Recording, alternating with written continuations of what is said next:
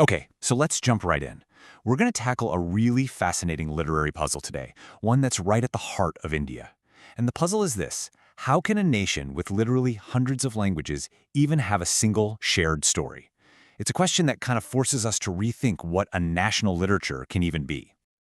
I mean, just think about that for a second. It's not just a few languages, it's hundreds. And each one has its own classics, its own literary movements, its own masterpieces. So how on earth do you weave all of that together into one coherent story for an entire country? You see, India's literary landscape, it's this incredible universe of voices. You've got dozens of major languages, countless dialects, and while that diversity is a huge cultural strength, right after independence, it created a massive challenge. How do you forge a shared literary identity out of all that? For the longest time, you could imagine all these amazing stories and poems and plays just existing in their own separate worlds. A masterpiece in the Kannada language might be completely unknown to a reader in Bengal, and the other way around. So the big task after 1947 was, how do we build bridges between these silos without, just erasing everything that makes them unique? And the answer, the key that really unlocks this whole thing, is a uniquely Indian idea about what translation is. It's a totally different way of thinking about what it means to carry a story from one language into another. So this really gets to the heart of it. In the West, there's often this anxiety around translation, this focus on perfect fidelity, this fear that something essential is going to be lost. But the Indian tradition looks at it from the opposite direction. It's not about loss, it's about continuation. It's a rediscovery. And the word for this is unuvad. It literally means speaking after. Now, that might sound simple, but it's a revolutionary idea. It completely changes the role of the translator. You're not just a copier, you're a secondary creator. You're the one making sure the soul of the work keeps living and breathing in a new body. Rabindranath Tagore is the perfect example of this in action. When he translated his own Bengali poems into the English version Gitanjali, he wasn't trying to make a word-for-word copy. No way. He was rewriting them to capture what he called the spiritual vibe for a totally new audience. He was speaking after himself, and, well, the result won him the Nobel Prize. Right, so you have this really powerful philosophy of translation. What do you do with it? Well, the newly independent nation of India basically set out on this massive, ambitious project to build, from the ground up, a shared national bookshelf for every single Indian. And this wasn't some accident. It was a deliberate nation-building project. An institution called the Sahitya Akademi, or the National Academy of Letters, was set up. And their motto said it all: Indian literature is one, though written in many languages. They cleverly used English as a kind of neutral bridge, a link language that let a writer in, say, Kerala, finally talk directly to a reader in Assam. So what do you put on this shared bookshelf first? You start with the foundation. And for India, that meant the great epics, the Mahabharata and the Ramayana. These were stories that had been told in countless different ways all over the country for centuries. They became the master narrative that pretty much every Indian could recognize and connect with. But this is the really cool part. It's not a static thing. It's a living cycle.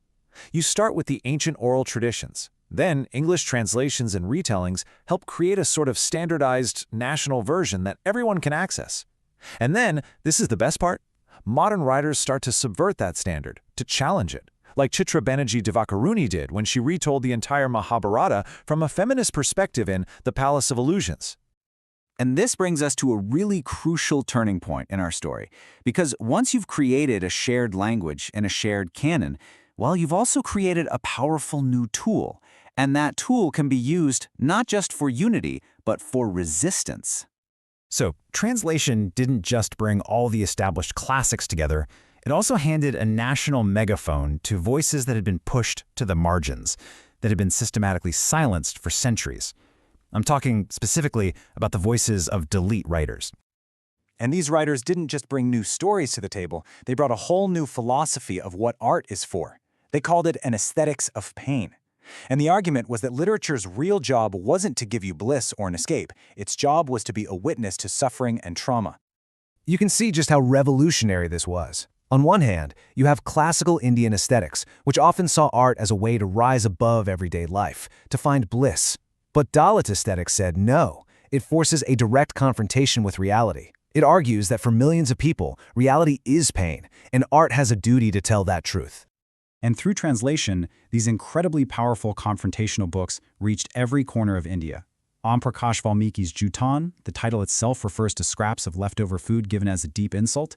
It forced an entire country to witness systemic dehumanization. Balma's Karuku was an absolute marvel of translation, using a kind of raw, unpolished English to keep the power of her non-standard Tamil dialect. And Laxman Gaikwad's The Branded just blew the lid off the horrifying reality for tribes that were literally classified as born criminals.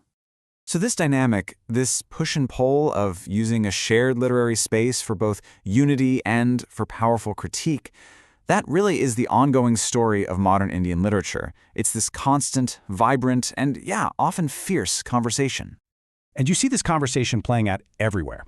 U.R. Ananthamurthy's novel, Samskar, used translation to ask tough questions about ancient taboos.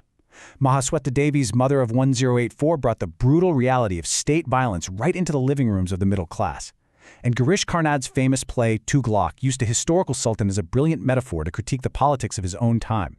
But the story doesn't stop there, not at all. Today, there's a whole new generation of writers from India's many Bhashas, which just means languages, and they're using translation to join not just the national conversation, but the global one. I mean, just look at some of these recent books. You have Paramo Murugan's One Part Woman, originally in Tamil, which sparked this huge national debate about free speech. You have Benjamin's Goat Days from Malayalam, which is this harrowing modern slave story. Or Vivek Shanbag's little masterpiece from Kannada, Gachar Gochar, which is a devastating look at what new money does to a family. Each one is a deeply local story that translation made universal.